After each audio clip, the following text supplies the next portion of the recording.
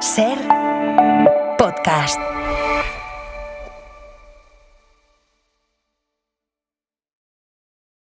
Hoy es miércoles 17 de diciembre, estamos a 4 días de que se celebren las elecciones autonómicas en Extremadura y como siempre aquí en Hora 20 y Pico, por cierto, esto es Hora 20 y Pico, yo soy Héctor de Miguel, hemos querido dar voz a todos y todas las candidatas que allí se presentan. Por eso hemos convocado hoy en este estudio a Miguel Ángel Gallardo, que como todos sabéis es el candidato del PSOE.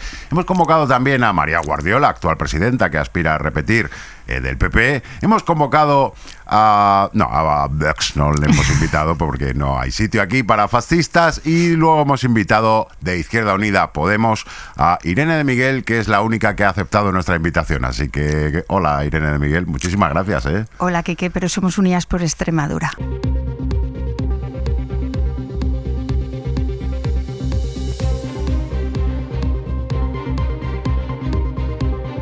Bueno, alguien que se llama que se llama.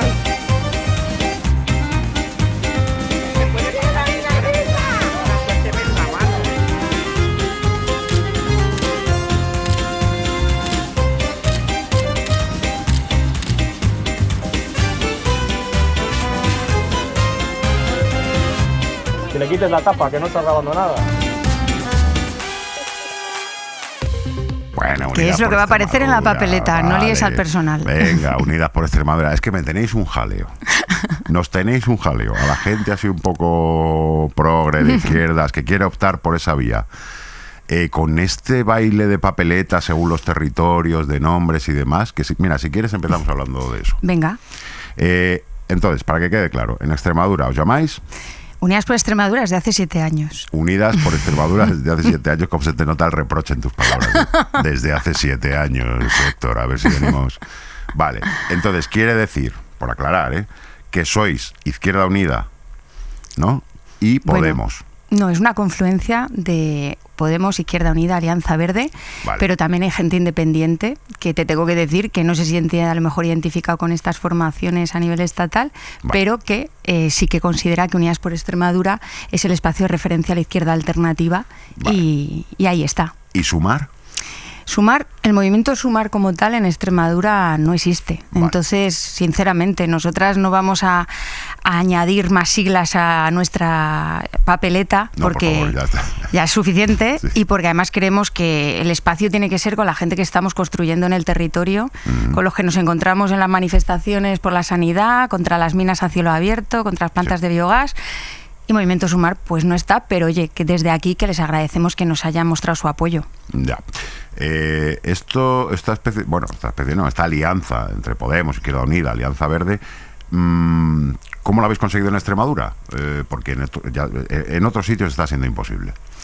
Pues es que nosotros desde el principio, desde hace 7 años, pensamos que como tenía... me lo reboza por la cara, es increíble. Pero... que tenía que ser una confluencia real. No una coalición electoral de nos juntamos para las elecciones, tú tienes poquito, yo otro poquito, nos juntamos y hacemos un poquito más, vale. Para lograr representatividad a la institución. Consideramos que no, que había que hacer una coalición de verdad, una confluencia de verdad y trabajar en el territorio unidas. Y llevamos 7 años pateándonos el territorio pueblo a pueblo, barrio a barrio y haciendo muchas campañas unidas, visitando a las asambleas de Izquierda Unida, visitando los círculos de Podemos y siempre en confluencia, para que vieran que tenía que bajar esa confluencia que sinceramente se había hecho desde arriba. Acuérdate, vale. El pacto de los botellines, sí, de Pablo y Alberto, y nosotros queríamos bajarlo al territorio. Y bueno, pues hemos conseguido que en casi todos nuestros municipios vayamos también en unidad, que seamos unidas por Malpartida, unidas por Plasencia, unidas por Cáceres. Y hemos seguido trabajando así estos 7 años. Y yo creo que la receta es un poco... pues anteponer los intereses del territorio a todo lo demás y centrarnos en la receta que consideramos que es positiva para nuestra tierra. Yo no digo lo que tienen que hacer los demás, pero en Extremadura yo creo que la receta para la izquierda transformadora es Unidas por Extremadura. Podríamos llamarlo el pacto de la patatera, por salirnos del botellín. Sí, el pacto de la patatera me parece muy buena idea. Perfecto, vale. Bueno, Extremadura inaugura un ciclo electoral, que nos gusta decir a los que... ¿Quién lo iba a decir? Nos dedicamos, ¿verdad? Extremadura inaugurando algo. ¿Quién lo iba a decir? Por favor, que inauguren cosas. Bueno, ya estuvo aquí el otro día Óscar Puente y dio alguna noticia, alguna esperanza. Sí, porque estamos en elecciones y no hubiera dicho nada. Seguramente. Sí. ¿Cómo ha caído el Albia entre... Hombre, justo a tiempo? Hombre, Óscar, bienvenido. Bueno, Extremadura, luego vendrá Aragón en febrero, luego vendrá Castilla y León, luego vendrá Andalucía. No sabemos cuándo y no sabemos si coincidirá con otras, quizá más generales. El caso es que vuestras expectativas están en sumar 1 o 2 escaños más. A pesar, vuestra expectativa ahora mismo es ganar, evidentemente. Hombre, claro. Héctor, nuestras expectativas es echar a las derechas del gobierno claramente, porque en estos 2 años y medio PP y Vox han demostrado que son lo mismo, que comparten el mismo ADN, que no hay una derecha más moderada y otra que va más pasada de cubatas, sino que en el fondo el ADN, que es el deterioro de lo público para el beneficio de lo privado, lo han demostrado. Y nuestra expectativa es esa, que es una alta expectativa, pero no está todo dicho, aún quedan 4 días y la gente, yo creo que tiene que ir a votar porque nos estamos jugando mucho. La fecha, 21 de diciembre. Fum. Sí, no es la mejor fecha para ir a votar. Pues ¿sabes qué? Okay. Que yo estoy muy contenta de que haya sido ahora. Vale. Se lo voy a agradecer a Feijóo, que es quien ha decidido que Extremadura esté en elecciones. Porque, mira, no hace calor. Que tú sabes lo que es hacer campaña ya con olas de calor, a las 5 de la tarde ponte un puesto ahí a repartir mecheros y a repartir bolígrafos, que por cierto te he traído. Gracias. Pues creo que ahora hemos podido hacer una campaña muy navideña. Hemos repartido chocolate con churros, gorros de Papá Noel. Y la verdad que podemos utilizar todas las horas del día, que en Extremadura, por desgracia, a partir ya de mayo, hay ahí una hora que... Yo he estado en agosto en Mérida. ¿Qué me vas a contar? Pues no sé qué hacías allí. Pues el festival. Era... Bueno, a ver, que en Mérida siempre es bonito estar y al festival de teatro clásico hay que ir. Pero es verdad que en agosto hay que ir preparado. Hay que ir preparado, efectivamente. Pero la fecha como tal es buena para movilizar a la gente. Pues yo creo que se puede hacer mucho proselitismo en esas cenas de trabajo donde hay tanto cuñado. O sea que yo invito a todo el mundo que aún tiene cenas estos días de trabajo que no deje pasarle ni una al cuñado de turno y que además explique bien claro que nos estamos jugando muchas cosas, porque parece que no, pero en las comunidades autónomas se dirige la política de vivienda, la de sanidad, la de dependencia, la de educación, y no son cosas menores, como diría Rajoy. Son cosas mayores. Cosa mayor, como la cerámica de Talavera. Por ejemplo. Claro, esa pedagogía que estás haciendo ahora de que las comunidades tienen muchísimas transferencias, la gente yo creo que sigue votando en clave hooligan y no se para a pensar que muchas veces... Por ejemplo, ahora voy a castigar a Pedro porque me cae mal el perro y tal, y entonces mi voto va a ser y no se para a pensar en las consecuencias reales que luego tiene. Es que eso es lo que han querido hacer realmente. O sea, ahora mismo Extremadura es el tablero de juego el señor Feijóo y el señor Abascal, que se están echando un pulso a ver quién gana. Iba a decir a ver quién la tiene más larga, pero aquí lo puedo decir, ¿no? Vamos, es lo más flojo que hemos dicho. Pero quieren estatalizar la campaña hasta el punto de que viene el señor Abascal y dice: lo primero que haremos será cargarnos a la Consejería de Igualdad. Pues señor Abascal, que no hay Consejería de Igualdad, que ya cuando llegó la señora Guardiola ya se la cargó. O el señor Feijóo viene y dice: vamos a acabar con la cuna de la degradación sanchista. Y es como, pero si aquí gobierna usted, si aquí gobierna el PP, céntrense. O sea, que estatalizar la campaña autonómica corre ese riesgo de que la gente vaya a votar en clave estatal cuando realmente lo que nos estamos jugando es que no te privaticen la sanidad, que hemos crecido con Andalucía, somos las comunidades autónomas que más han crecido los seguros privados, que no entre más universidad privada, que son chiringuitos, que ya ha entrado con el Partido Popular y con Vox, que no te deroguen leyes, pues para mi juicio fundamentales, que son básicas para los cimientos de nuestra democracia, como la ley de memoria democrática, ¿no? Que se la han cargado de un plumazo y han planteado otra ley que es un infumable, la de Concordia. La de Concordia la llaman como Castilla y León, sí, Concordia. Claro, Concordia, pero además justo que es curioso, ¿no? Que Concordia fue la palabra que utilizaron los golpistas para justificar el golpe de Estado en el 36. Qué casualidad. Qué casualidad. ¿No? ¿Ves? No, como nos falta educación en memoria democrática, pues algunos se piensan que nos la van a colar. Entonces, son cosas que nos han demostrado la hoja de ruta de esta gente. y no nos lo podemos permitir. Extremadura no, porque dependemos mucho de nuestro estado de bienestar y seguimos teniendo a 14.000 personas en fosas comunes. Claro, y luego hablaremos además de las peculiaridades de Extremadura en cuanto a territorio, un territorio muy grande. Badajoz yo creo que es la provincia más grande de España. Lo es. Bueno, Mira qué bonito es hacer campaña en las provincias más grandes de este país. Claro, pero que Badajoz... Bueno, en Castilla y León también debe ser terrible hacer una campaña. O sea, es que se lo diga al del PSOE, que lo llama Castilla y León. Sí, vaya error, la verdad. Bueno. ¿Tú crees que, porque, a ver, siendo realistas, vuestra opción es desbancar a la derecha pactando con el PSOE, ¿no? En un ideal no sería este, pero si somos realistas, sí. A ver, yo te tengo que decir que cuando lleguemos a cruzar ese río, ¿no? Pues ya veremos cómo lo cruzaremos. Vale.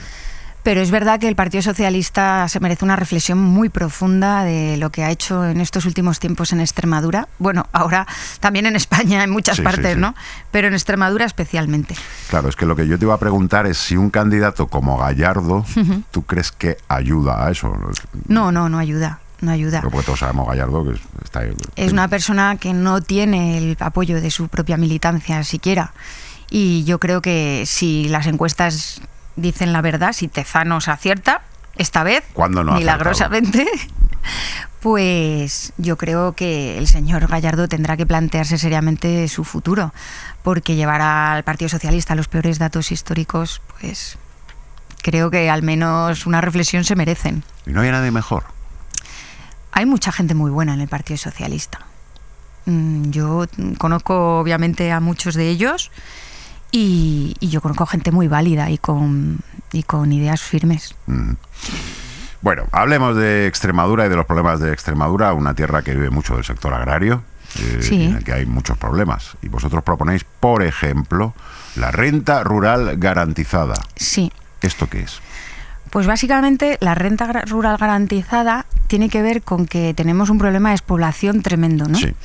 Y en muchos casos no solo nuestros agricultores, pero también profesionales de albañilería, de herrería, profesiones que son necesarias en los municipios, se encuentran con que no hay relevo.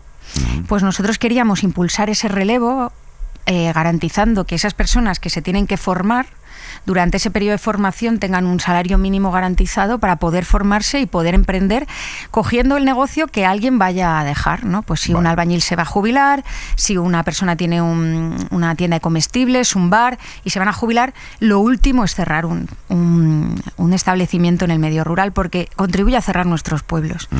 Y nosotros aún no tenemos pueblos cerrados como en tu tierra, como en Castilla y León, pero estamos a punto. A muchos les quedan 10 años y no nos lo podemos permitir. Entonces, si con eso ayudamos a ese relevo, a ese impulso, pues bienvenido sea. Yo creo que las políticas contra la despoblación tienen que ser muy transversales, tiene que ver con los servicios públicos, tiene que ver con las oportunidades laborales, tiene que ver con el transporte, señor Puente, que no se lo queremos sabe, que queremos conectar el territorio, también nuestros pequeños pueblos. Y todo eso yo creo que contribuye a recuperar un poco la vida en el medio rural. ¿Qué otras propuestas tenéis? Porque decías eso, que es que no todo depende del transporte, depende de que de que tengas un hospital más o menos cerca o poder acceder a él. ¿Qué otras propuestas tenéis? Es que para mí es el tema, o sea, tanto en Castilla y León como en Extremadura. Para mí también, porque además he vivido en el medio rural, he trabajado además en desarrollo rural, donde he mamado, donde me he formado, donde he crecido, es en tu tierra además, en la Sierra de Francia, en desarrollo rural. Y para mí es indispensable garantizar servicios públicos, ¿no? O sea, tenemos que tener consultorios abiertos a poder ser 24 horas, con celadores que puedan atender a todo el mundo. Tenemos que hacer que la gente que tiene que acudir a una especialidad, a un hospital, lo pueda hacer en transporte público, y para eso tenemos que arbitrar fórmulas como, por ejemplo, pues taxis a demanda, que puedan llevar a nuestros mayores, que no se tengan que tirar todo el día en una ciudad para tener una prueba diagnóstica y luego volver, a lo mejor que han pasado 6 horas. O sea, es tal maltrato a la gente que vive en los pueblos. Tenemos que dar oportunidades de empleo también. Servicios públicos, garantizarlos. La educación rural tiene que tener ratios específicas. Tenemos que hacer que haya comedores escolares como el que hay en Valencia Alcántara, que se nutre hay cocina directa, es de las pocas que quedan, creo que son 8 las que nos quedan en toda Extremadura, colegios con cocina, porque todo es línea fría, viene de grandes caterings, y que además esos productos vengan del territorio, de cercanía, y crear sinergia con nuestros productores. El sector primario para mí es fundamental. Yo soy ingeniera agrónoma de formación y yo tengo claro que la rentabilidad de la agricultura es básica para garantizar pueblos vivos. No es la única actividad, obviamente, que muchos me dirán, pero no es solo agricultura. No, pero es una parte indispensable y es la gestión de nuestro territorio se basa en la agricultura y la ganadería. Y hay que garantizar que la gente puede vivir de eso. Y no estoy hablando de ayudas de la política agraria común, estoy hablando de precios dignos, de que a la gente se la pague por lo que produce un precio justo. Porque vemos que luego vamos al supermercado y vemos el arroz a un precio y resulta que a los arroceros extremeños no les están dando precio y les están tirando por tierra, o a los tomateros resulta que los están arruinando. Y luego vas al supermercado y te cuesta llenar la cesta de la compra. Pues aquí hay un problema. Aquí en esta cadena alguien se está enriqueciendo de más. ¿Quién será? Pues no sé si se apellida Roy. No, pero no sé si será... No, luego un pitido ahí. Bueno, sí lo sé. Sí lo sé. O sea, obviamente todo, claro. En la cadena de alimentos hay gente que abusa y que la ley de cadena alimentaria, que tanto hemos peleado desde Unidas Podemos, cuando estuvimos en el Congreso con Unidas Podemos, yo me partí especialmente junto con mi compañera Isa Franco la cara por sacar adelante esta ley, pues se ha quedado olvidada en un cajón. Y aquí se abusa el productor y la administración pública autonómica, que tiene competencias, no sanciona, no inspecciona, no pone costes de producción para orientar a los productores por dónde puede ir los tiros. Y bueno, pues creo que eso, fortalecer el cooperativismo, fortalecer la venta, la transformación, que nosotros pues somos de producir lo mejor, pero que se transforme fuera y que el valor añadido se nos vaya fuera. Y estamos ya muy cansados de todo eso, ¿no? Además, con esto de la despoblación pasa una cosa, también un riesgo, creo, que es que, bueno, vamos a traer urbanitas, ¿no? A que vengan a vivir al campo. Que es una urbanícolas, cosa, urbanícolas, que es una cosa muy bucólica. ¿Quién no ha pensado alguna vez, no? Y sobre todo después de la pandemia y todo esto. Pues me voy a vivir al campo y me compro una casa por 10.000 euros. Y al final tampoco es la solución. Pues mira, no es la solución, pero obviamente que llegue gente al medio rural eso siempre es bueno. Es importante, porque ya estamos en un momento en que con la propia población rural es imposible revertir la despoblación. Yo, por ejemplo, en el pueblo donde nosotros, bueno, yo vivo en Mérida, porque la asamblea está en Mérida, pero mi pareja vive en un pueblo que tiene 200 habitantes. Y la edad media, imagínate, pues es muy elevada. Van a hacer un niño. Ahora, un bebé, y es de una familia migrante. Claro. Y todo el pueblo está encantado de que nazcan niños. O sea, los fascistas se pueden ir a la mierda en ese pueblo porque todo el mundo sabe que nazca un niño en ese pueblo es un regalo. Entonces, necesitamos que venga gente, pero que venga gente que quiera construir, o sea, que quiera entender el medio rural y también entender las economías campesinas y las culturas campesinas, ¿no? Claro. Yo creo que hay que abandonar un poco estas ideas urbanas que vienen ahí como diciendo estos son todos unos atrasados. Bueno, pues esta gente lleva aprovechando su territorio, gestionando su territorio como nadie, y lo que necesitan es más apoyo y que se crea más en ellos y no tanta política que se haga desde despacho. Y en eso estoy de acuerdo con otras formaciones políticas que también denuncian eso, ¿no? Que muchas veces las políticas se hacen muy alejadas de los vecinos y vecinas, que al final son los que tienen que llevarlas a cabo. Claro, porque claro, esa imagen de Santiago Abascal a caballo, como el señorito Iván. Es que fue total, o sea, fue ahí como... Yo espero... Canal Extremadura, la verdad, en la deriva en la que está no lo va a hacer, pero el sábado día de reflexión estaría bien que pusiera a los santos inocentes. Bueno, estaría bien. Aquí lanzo esa idea. Sí. Porque así recordaremos, ¿no?, de dónde venimos y hacia dónde parece que vamos. Santiago Abascal es que es además absolutamente el paradigma del señorito que viene de la ciudad a decirnos lo que tenemos que hacer, cómo lo tenemos que hacer. Y además me ha mandado un amigo justo hoy un fragmento de la película de Santos Inocentes donde el señorito Iván le dice a Paco el Bajo, le dice: hoy es día 21, mañana vamos a cazar. Y el otro dice: no, es que no puedo. Y dice: sí, mañana vamos a cazar. Justo coinciden fechas con las elecciones. No. Y digo, vamos a tener que utilizarlo a lo mejor para hacer algo para las redes, porque pues sí, es muy elocuente. No queremos hacer spoiler por si no habéis visto la película, pero vamos, el señorito Iván... Pues leeros el libro, si no habéis visto la película, leeros antes el libro. Acaba regular el señorito. Bueno, Almaraz. Central nuclear, eso es un temazo ahí en Extremadura. No queremos bellotas radiactivas. Exacto. Luego hablaremos también de qué hacemos con eso. Pues mira, Almaraz hay que cerrarlo. Almaraz hay que cerrarlo. Sí, hay que cerrarlo. Para la página web de la SER en Extremadura. Sí, no es la primera vez que lo digo y creo que somos los únicos realmente que mantenemos coherencia en esto, ¿no? A mí me parece que Almaraz es un engaño. Almaraz hay que cerrarlo porque ya cumplió su vida útil. Porque poner a punto Almaraz es costoso. Y porque nos tenemos que negar a hacerle un rescate a las nucleares como se ha hecho a los bancos, como se ha hecho a las autopistas, sí, porque eso lo que hace es que pagamos entre todos las pérdidas de las empresas privadas, que cuando han tenido beneficios se han hecho de oro, pero las pérdidas las socializamos, ¿no? Esto es el mantra en este país. Bueno, claro, pues ya está bien, ya está bien.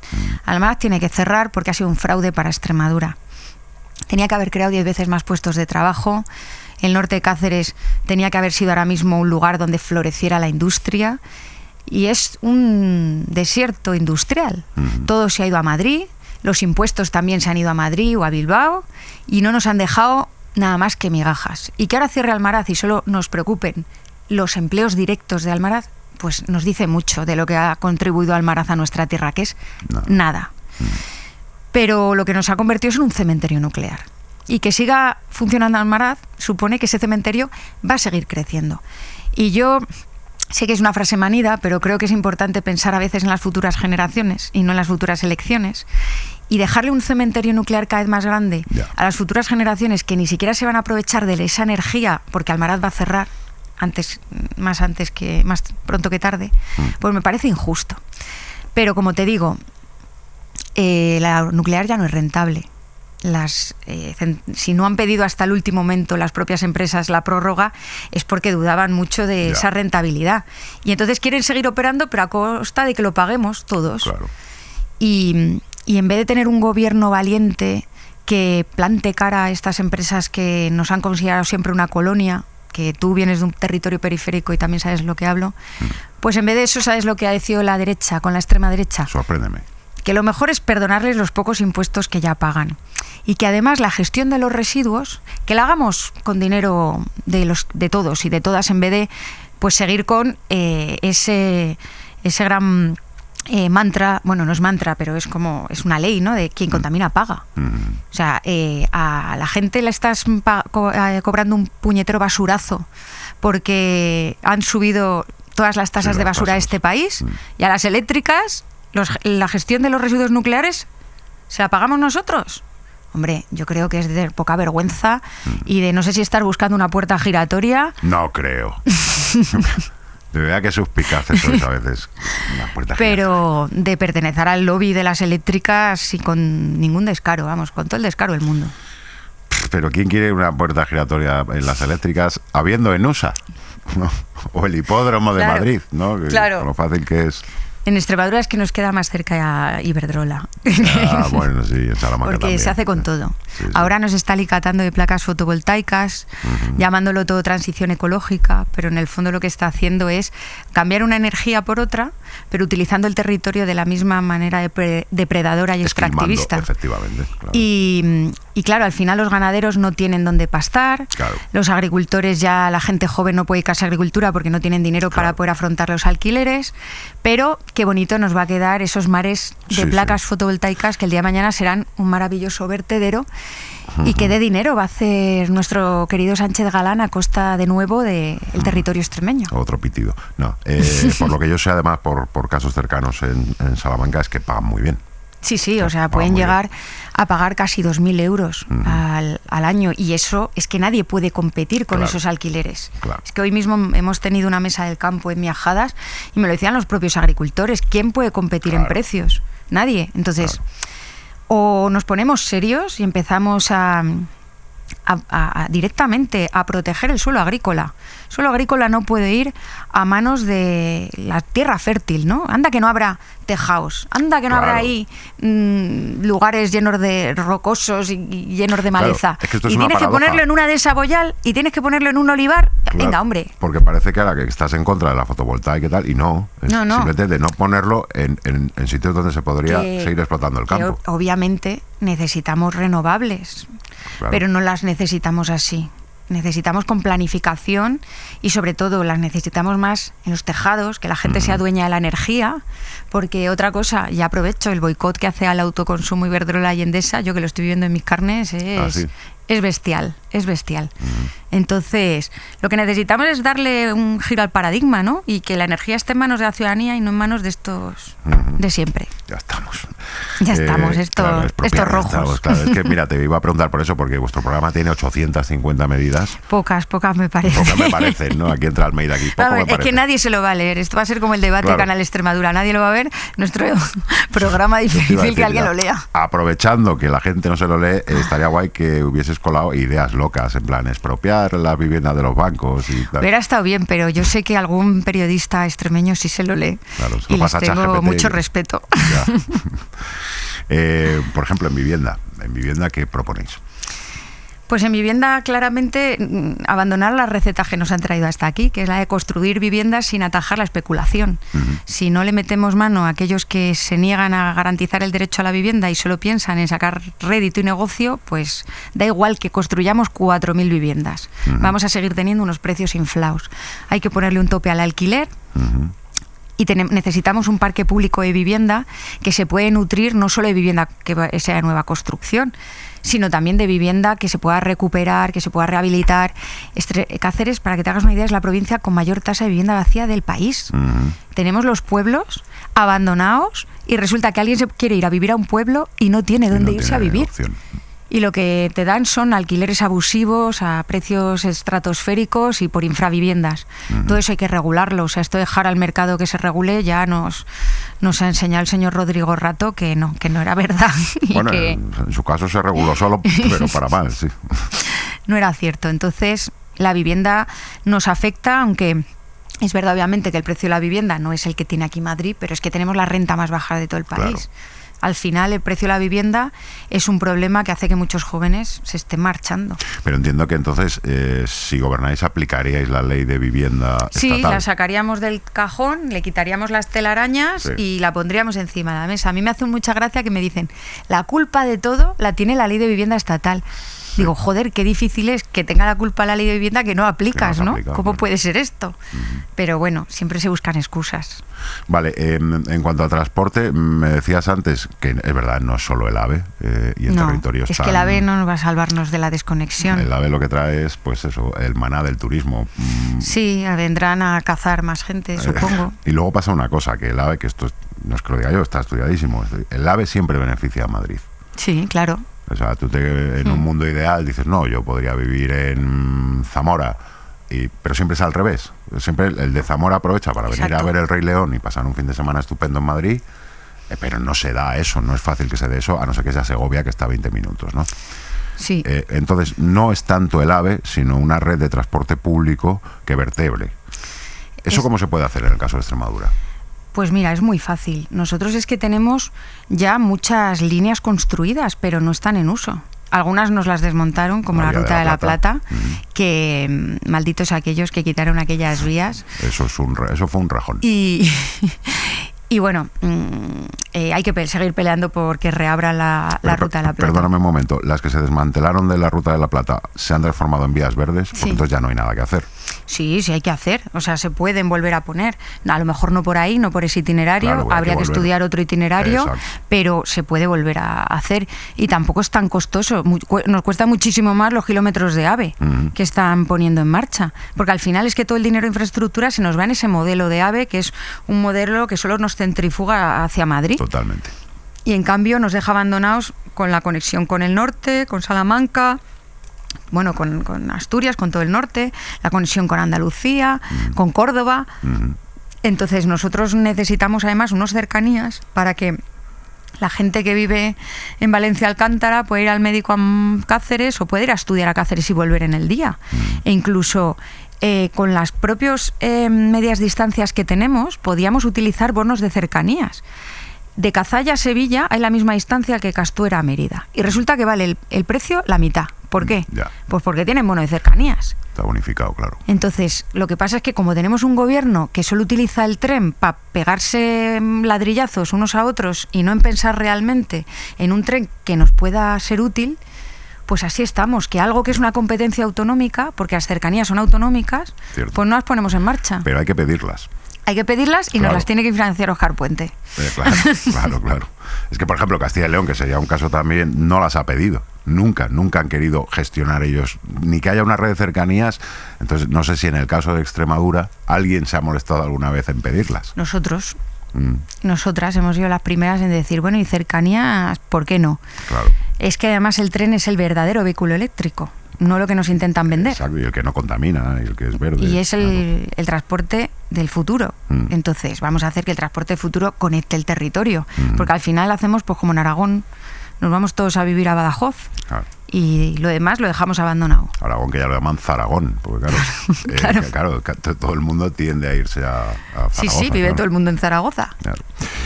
A mí es que esto de la Ruta de la Plata me pone un poco tenso, porque Normal. Ya no solo que cierre la Ruta de la Plata, que creo que fue en el 86 o por ahí cuando cerró. Yo también tuve la suerte todavía de viajar a Portugal, que ahora también es una vía verde, que es muy bonita para el turismo, pero qué bien, además una obra de ingeniería increíble y tal. Entonces, ¿no haría falta un movimiento entero del oeste español, que es la parte con diferencia más puteada?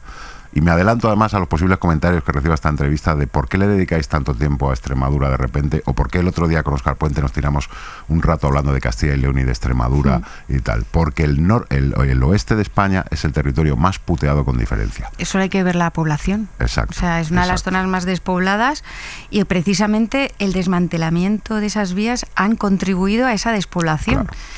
Entonces, yo sí que creo que tiene que haber un movimiento, como dices tú, del oeste. Pero de Asturias a Huelva. Sí. Que es lo que afecta. Claro. Es verdad que ahora ha empezado a haber un poco más de movimiento porque se han unido a las cámaras de comercio, ya el sector empresarial empieza a ver que hemos perdido una oportunidad de oro, bueno, que nos la han robado directamente, ¿no? Es que llevamos hablando de planes para el oeste, bueno, toda la vida, incluso Zapatero, acuérdate, el famoso plan oeste que quedó en nada.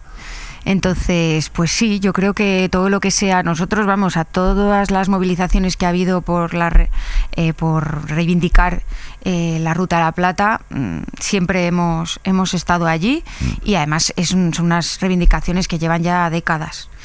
Y vamos a seguir haciéndolo, ¿no? Porque creemos que es justo y porque nos lo merecemos, pero es verdad que necesitamos un ministro de Fomento que venga del oeste peninsular. Bueno, este viene de más o menos por ahí. No, este es de Valladolid. Uy. No pasa nada, ¿eh? Iba a decir Fachadolid, no pasa absolutamente nada. No, este es de Pucela. Se puede decir también Fachamanca, no pasa nada. No, tengo grandes amigas en Valladolid y además algunas además están haciendo una labor de pelea contra la extrema derecha y la han hecho a través de su podcast La Melonpedia y la saludo desde aquí. Muy bien. Bueno, ¿cómo está el tema? Tú también tienes formación de Derecho, ¿no? ¿De Derecho no? Ah, de Derecho no. Yo no he estudiado Derecho. Bueno, pero todos tenemos un poco de formación, de formación incluso. No, me formé en ingeniería agrónoma y después me especialicé en agricultura ecológica. Y llegué a la política de manera así un poco casual y no tenía ni idea de lo que era ni una ley. O sea que Derecho... Bueno, pero ahora ya sí. Ahora ya he aprendido con... Dada tu experiencia. Hombre, sí, ya llevo unos cuantos años. Mira, yo tampoco tengo formación en Derecho y tengo alguna experiencia judicial también. O sea que al final Tú tienes más que yo. Al final todos más o menos sabemos de esto. ¿Cómo es el tema de la judicatura en Extremadura? Porque habéis tenido casos muy sonados. Pues la verdad que el tema de la judicatura en Extremadura lo veo como en el resto de España. y es muy preocupante, ¿no? Porque, a ver, yo no dudo, y lo tengo que decir así, en el caso, supongo que vas por el caso Azagra, ¿no? Por el caso del hermano de Pedro Sánchez y el señor Gallardo. Nosotros fuimos quienes desvelamos el caso. Lo llamamos el caso Batuta. Caso Batuta, qué bonito. Nadie nos hizo ni caso con el caso Batuta cuando dijimos que creíamos que había realmente clientelismo, ¿no? Sí. Pero es que en Extremadura es algo muy normal, muy usual. O sea, que la gente esté enchufada en la administración pública es algo bastante normal en todas las administraciones de todos los colores. O sea, el Partido Popular no se libra tampoco.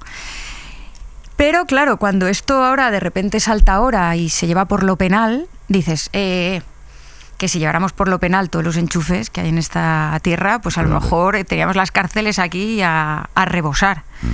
Entonces no dudo que lo que hay detrás también es lawfare. Es un ataque por el momento político, porque estamos viendo, bueno, pues todo lo que está rodeando ahora mismo al señor Sánchez y al Partido Socialista, que algunas cosas se están desvelando que son bastante ciertas, ¿no? Sí, sí. Pero otras yo no dudo que haya detrás, bueno, pues ese golpismo judicial que nosotros también hemos vivido en nuestras carnes en Podemos y por desgracia pues nos ha demostrado que nuestra democracia está coja, bastante coja, y que ese franquismo sociológico sigue bastante impregnado en muchas estructuras de poder, que hace que nuestra democracia pues no sea una democracia plena. Ya. Y lo hemos visto con el caso del fiscal general, ¿no? Y Extremadura, pues por desgracia, tampoco se libra No de se eso. escapa, ¿no? Eso, No. por lo que estamos viendo. Yo ¿no? creo que habrá gente en la judicatura muy honesta y que haga su trabajo, pero pues hay otros que hacen política desde el tribunal. Bueno, vamos a volver a Extremadura y a sus... Si no se cumplen las perspectivas o, bueno, lo que vaticinan las encuestas de subida de escaños, Pues matamos a Tezanos, porque vamos, con la alegría que me dio aquel día... Claro. O sea, la culpa es de Tezano por crear unas expectativas. Claro. Pero igual lo está haciendo por eso.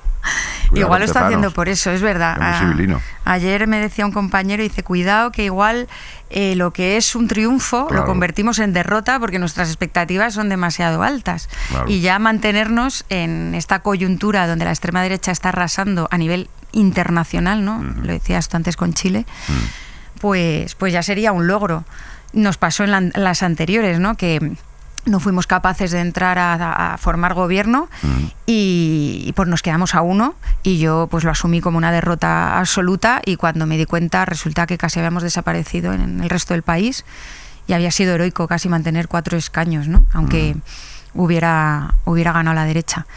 Entonces, pues si no se cumplen las expectativas y tenemos un gobierno de derecha con la extrema derecha, pues seguiremos peleando firmemente como hemos hecho hasta ahora, ¿no? Por proteger nuestros servicios públicos y a la gente. No te vas a rendir, ¿no? A ver, yo creo que rendirme no entra dentro del vocabulario, ¿no? Pero es verdad que obviamente si los resultados son pésimos hay que tomar responsabilidades, ¿no? Eso lo tengo clarísimo. Ya. Pero Bueno, es en un verdad... caso de descalabro... Claro, si hay un descalabro, pues soy la mayor responsable de ese descalabro.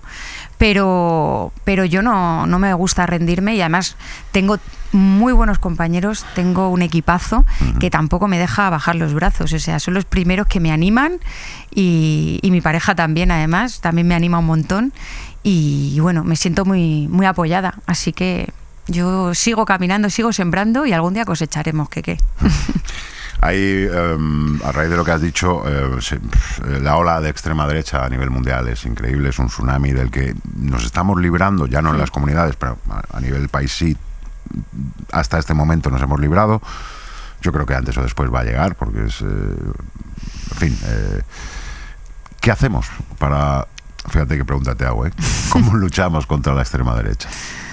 Pues es una pregunta bastante complicada, la verdad, porque a mí me mandan muchos mensajes diciéndome, hoy precisamente, bueno, pues la señora Guardiola ha comprado datos, ¿no? Y están llamando por teléfono a los votantes y le explican el programa y le dicen, si quieres hablar con Guardiola, Pulsa te llama uno. ella dentro de un rato. Claro, yo no tengo dinero para hacer eso, además pensaba que era ilegal. Digo, esto es ilegal, ¿no? Comprar datos telefónicos, pero no debe ser ilegal. Pero bueno, yo he dicho hoy por redes, bueno, pues si sabéis de alguien que esté indeciso, yo le mando un audio explicándole por qué considero que tiene que ir a votar y tal. Y me ha escrito un montón de gente diciendo, mi hija va por primera vez a votar, en su clase hay una deriva totalmente reaccionaria y hay fascista, y por favor hazle un audio y explícale y tal. Y yo llevo desde que salió Extremadura las 3 horas y media de viaje haciendo audio, que tenía el dedo ya, hablando, ¿no? y pensando, ¿no? Cómo llego a la gente joven y les digo que nos estamos jugando retroceder un montón, que al final es que a mí me pasa también que pienso que es que no nos han explicado bien lo que supuso aquella época tan siniestra y tan sordida del franquismo, ¿no? Yo no sé tú, pero yo No, en la vida. llegué al siglo XX y a mí me dijeron del 36 al 39 la guerra, del 39 al 75 Lo miráis por franquismo vuestra y... cuenta, que no da tiempo. Exacto. Y al final no hicimos ningún trabajo por profundizar en esa etapa, ¿no? Y entender lo que supuso para tantas familias, tanto dolor. Es más, yo no tengo a nadie en una cuneta ni en una fosa común. Mi familia no lo sufrió. Y ahora que estoy más metida en temas de memoria, es que lo veo como una base fundamental de la democracia, ¿no? Como algo que tenemos que enseñar en las escuelas, porque no podemos olvidar. Pero es que los jóvenes no se les habla de eso, ¿no? Y son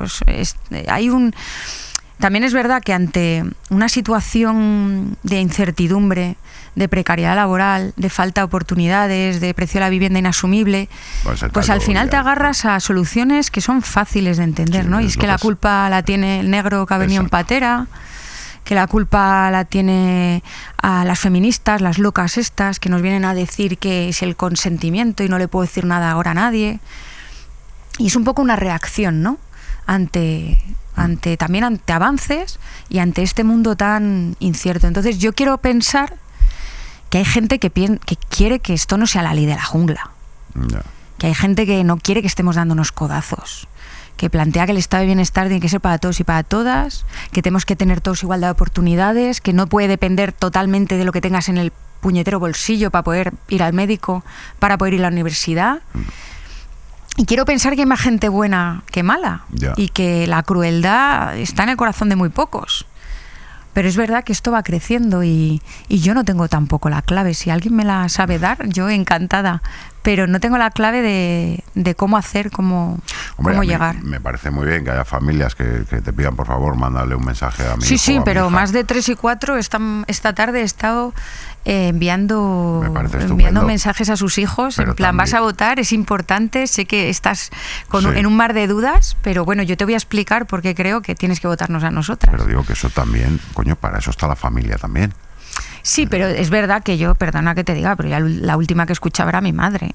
O sea, Bueno, es verdad que en una edad sí que puedes hay en estar cierta más edad que tú rebelde. intentas un poco renegar, ¿no? Y marcar tu propio Sí, camino. pero una cosa es la rebeldía de déjame llegar a las 3 de la mañana en vez de a las 10, y otra cosa es que te salga el niño franquista y te digo, bueno, pues nada, pues que se lo explique.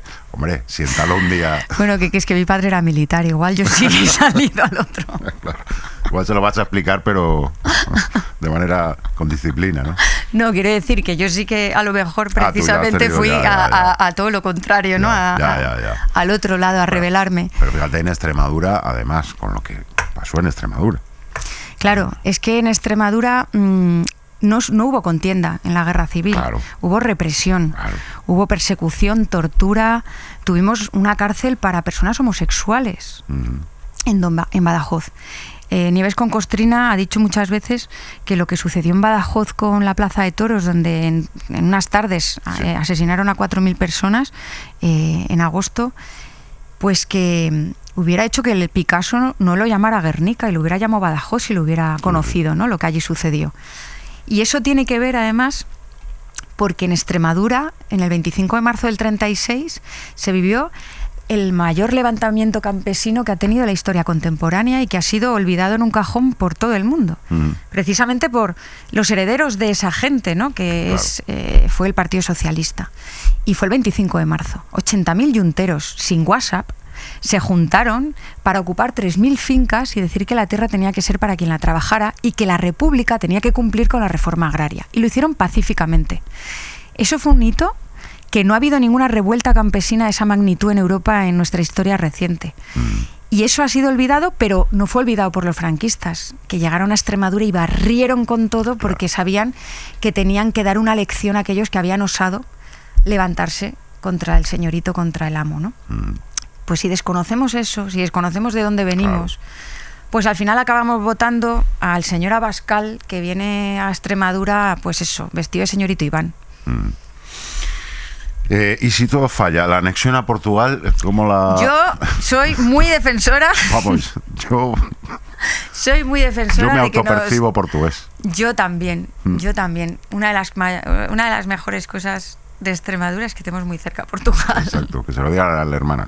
Pasa que Portugal también es verdad, sí, ahora que se nos está haciendo también un poquito. Sí, está en un momento... Antes era mejor. Pero claro, ahora se están manifestando. Digo porque a lo mejor nos puede servir como ejemplo también de... ¿No será mejor votar bien para luego evitar manifestaciones? O sea, para evitar claro, manifestarnos. Es que yo opino, esta gente que dice, no, a ver, que gobiernen, como en Holanda, que gobiernen, Sí, y como terapia ya de sabemos choque. cuándo gobiernen, pues entonces ya la gente ya como que le cambia el chip. Ya, pero es que mientras gobiernan hay tanto sufrimiento y tanto dolor, y Mucha más, gente se sobre queda todo de la atrás. gente más vulnerable, de la gente que más nos necesita, que no nos lo podemos Está permitir. pasando en Argentina también. Claro, en Argentina está pasando y me parece muy egoísta, ¿no? Entonces yo creo que hay que hacer pedagogía, que hay que explicar a la gente que tampoco nos vale el miedo a la extrema derecha todo el rato. Eso se y va luego, a acabar, ¿eh? Ese comodín está a punto de agotarse. claro, y luego no hacer cosas realmente. O sea, yo creo que hay que avanzar en derechos, no quedarnos solo con vamos a recuperar lo que nos ha robado la derecha. No, hay que seguir avanzando y hay que hacerlo sin miedo y teniendo muy en cuenta para quién estamos en los gobiernos, que es para la gente y no para los grandes grupos de poder. Porque si no, entonces pues nos va a pasar como a Boric a lo mejor, ¿no? Fíjate. ¿Cuál dirías tú que son los 3 principales problemas de Extremadura? Es decir, si tú fueras presidenta de Extremadura, las 3 primeras medidas que tomarías urgentes, ¿cuáles serían? Mira, pues una muy fácil. La primera, recuperar el impuesto a las grandes eléctricas y ponerles más por todo el alicatamiento de placas fotovoltaicas que nos están haciendo y que no deja ni empleo ni impuestos. Y revertir también la propiedad de las centrales hidroeléctricas que ya han caducado y que son beneficios crudos, directos, y que estaban estipulados para 75 años y que luego tenían que revertir a los poderes públicos, ¿no? Y con ese dinero nosotros siempre pensamos que la hucha común no solo se nutre de impuestos, que también se debería nutrir de gestionar lo común, de gestionar nuestros propios recursos. Sí. Y con ese dinero que vamos a obtener de gestionar lo que es de todos, pues entonces vamos a hacer que haya un parque de vivienda público a precios asequibles, no solo para los jóvenes, también para las familias trabajadoras. Y vamos a hacer que nuestro sistema sanitario no sea campeón en listas de espera, como es ahora, que tardas 221 días en prioridad quirúrgica y de media 221 días cuando la ley nos dice que son 30. Entonces, la sanidad, la vivienda y la dependencia, ¿no? El cuidado de nuestros mayores es fundamental.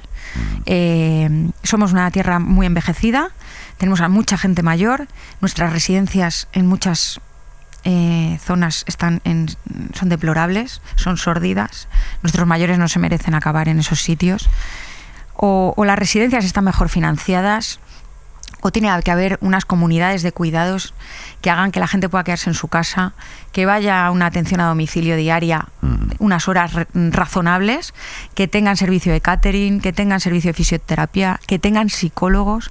La soledad en nuestros mayores es muy jodida, es muy dura, y hay mucha gente mayor en los pueblos que se encuentran y en las ciudades también, a lo mejor más en las ciudades, sí, se nota que se menos, encuentran pero muy se disimula solas. más, pero claro, en los pueblos. Y tenemos que hacer que el dinero que recaudamos tenga objetivos sociales, ¿no? Y objetivos de poner, bueno, pues los bienes comunes en el centro. Por empezar. Por empezar por algo, ¿no? Vale, me parece muy bien. Estamos llegando al final de la entrevista. Además, te tienes que ir corriendo a... Sí, pero te tenía que regalar yo algo, ¿no? De campaña, por favor. ¿no? Mira, Dámelo. te voy a traer unos bolis. Aquí los aceptamos con muchísima... Se nos han acabado los gorros de campaña de Papá Noel, que Vaya, obviamente hemos hecho. Con lo bien que me queda a mí un gorro. Espérate. Este no que es mío. Bolis. Y te he traído también otra cosa que hemos hecho, Unidas por Extremadura. que sabes Ya, que nuestro lo lema aprendí. es la fuerza de Extremadura. Vale. Pues hemos hecho unos preservativos con la Hombre. fuerza de Extremadura. Que, bueno, en tu caso sería la fuerza salmantina, pero... No, bueno, pero... Pero bueno, también es verdad que Qué esto bien. se tiene que seguir usando, que parece que la gente se está olvidando y están subiendo mucho las enfermedades de transmisión sexual. Y por favor, quiéranse, pero con protección. Yo también te voy a hacer un regalo. Luego, Pedro, pues si me lo puedes traer. Ah, muy bien. Pero no te voy a decir qué es. Luego al final de la entrevista ya te Pues digo un lo balón que no es. parece. Aunque bueno, sí, te lo puedes imaginar. No, te decía que no se te quede nada en el tintero. ¿Hay algún problema de Extremadura del que no hayas hablado que quieras manifestar en este momento? Bueno, el problema básicamente yo creo que es que el día 22, como tengamos de nuevo un gobierno como estamos, que desde la señora Guardiola que necesite a Vox, pues vamos a un bloqueo institucional. Porque, perdona, ¿tú crees que Vox va a optar otra vez por entrar en el gobierno y jugar a este juego que yo ahora estoy, ahora me voy? Yo creo que le da más réditos irse que quedarse. Sí, le da obviamente más réditos, claramente, irse. Y yo creo que igual puede forzar desde fuera, pero también les gustan mucho los sillones, ¿eh? Ya. Lo que pasa es que cuando lo ocupan descubrimos que efectivamente son medio lelos. Y entonces optan por ahí, el caso de Gallardo también, el caso de... Entonces yo no sé... Pues yo creo que la presidencia de la Asamblea ya verás cómo la piden y Bueno, sitios por eso- donde puedan pescar, porque al final este chiringuito que tienen montado, ¿no?